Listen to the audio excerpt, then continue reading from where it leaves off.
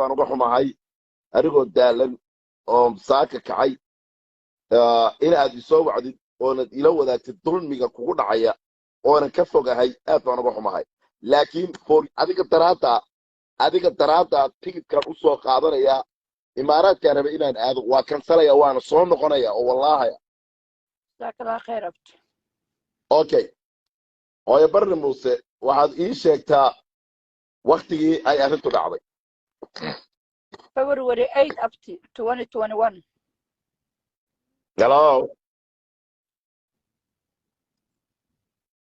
hello Ha up to February 8 bishii 28 2021 kabra la kusiyo. okay ninkii aad ilmaha u dhashay imise caruur ayaad u dhashay saddex laba wiil iyo gabar aan u dhalay ilmaha oo kufsaday waxaad u dhashay nin kale ha waa gabadheedii yareed bahdi kala ahayd okay daada gabadhaas yar imise jir weeye 8 abt okay goorma markii ay dhacday gabadhu waxay u sheegtay walaasheeda weyn soo maaha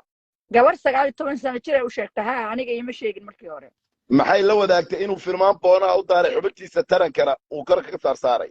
wallahi waxa sabtay arabta arintaas oo dhan bay la wadaagtay say dawladdu cadeeyeen wax badan oo forma okay goorma ayaa la soo qabtay isaga adiga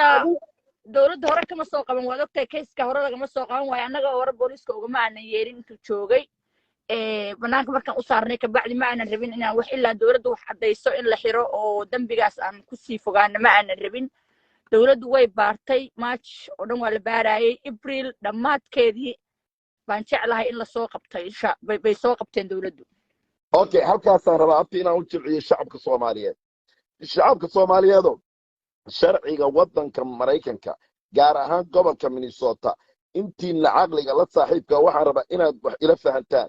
qofka marka lagu eedeeyo arrimaha kufsiga carruurta ama any crime lagu eedeeyo lama soo qabto dawladdu waxay bilowdaa baaritaan qofka la soo qabta ee la jaajgareeyo waa qof bila ka bacdi lagu hayo dembigii okay waxaa la soo qabtay abril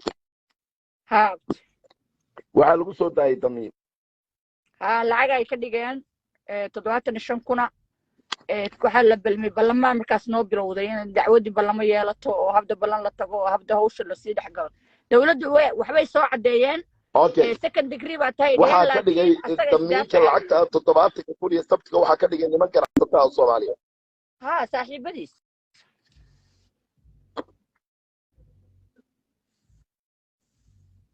وكاد وقايا عدكتي abti kolay community-ga ka dhigeen community-ga saaxiibadiisa ayaa ka dhigay okay niman ganacsatada ka dhigay iyo culimadu ku sheegtay uu ku xidhnaa soo baaha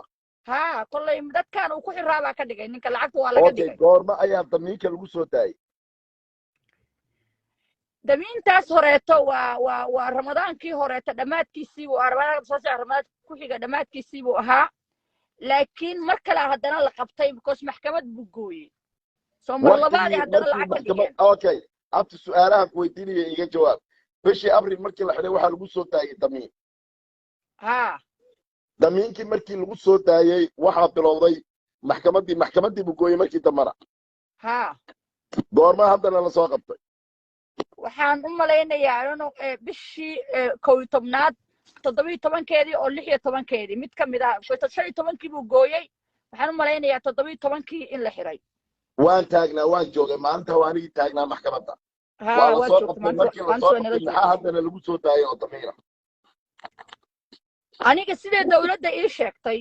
dawladdu wax kasta way nala soo socodsiinaysaa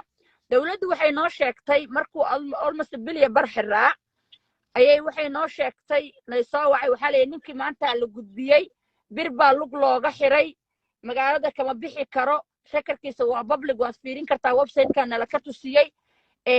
waa kaasa khamiisay ahayd haddana jamcihiyaa laygu soo noqay waxaa lay dhahay ninkii 100 kun baa laga dhigay birtii waa laga furay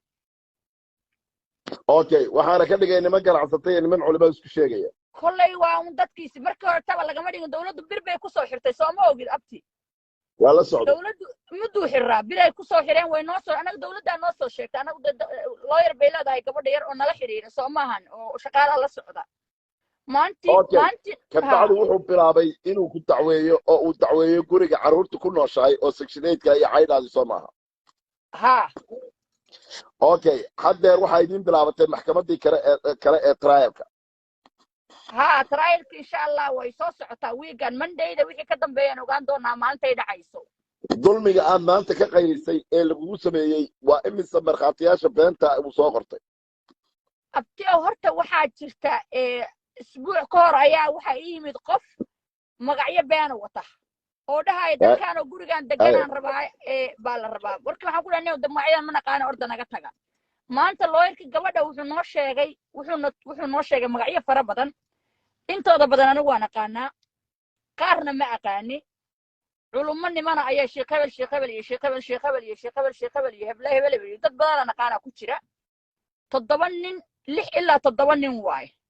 waxa kale oo 7 nin waxa ku jira niman sheeganaya inay wadaata yihiin oo u markhaati furaya magacyadoodaaba sheekh hebel ku qoran yahay maxay ku markhaati furayaan marka su'aasha araba inaan ogaado waa maxay waxay ku markhaati furayaan annaga ma ogaan karno noloma sheegin waxa la dadkan ayay dad ninku markaantiyaal u haystaaye ma taqaanaa baa laygu yiri anigu waan aqaanaa dadka of course waan aqaanaa waa qaarna haddaan bartay case intooda badanna casekan ku bartay awal ma ana aqoonin idinku waxaad degantihiin karameelka soo horjeedkeeda islaanta kale ee siidar aad ii sheegtay 81 sano jirta maxay ku markhaati furtaa maamadaas waa maamo waayeela oo xanuunsan oo aan famil nahay uu kaa go'go'aya abti waa maamo waayeela abti waa maamo xanuunsan abti uu kaa go'go'aya may maqlay abti hadda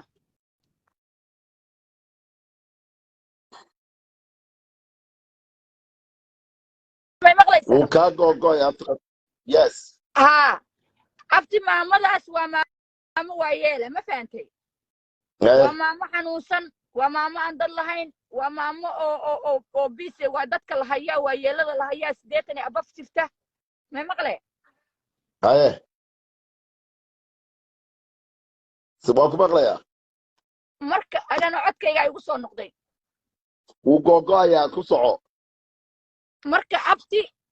maamada annaga dhan ana hadda uma shaqeeyo laakiin hadda kor ana u shaqayn jiray gabdhahayga yaryar baa u shaqeeya waa walaasheen siidar bay degantoo 20 sano ku nooshahay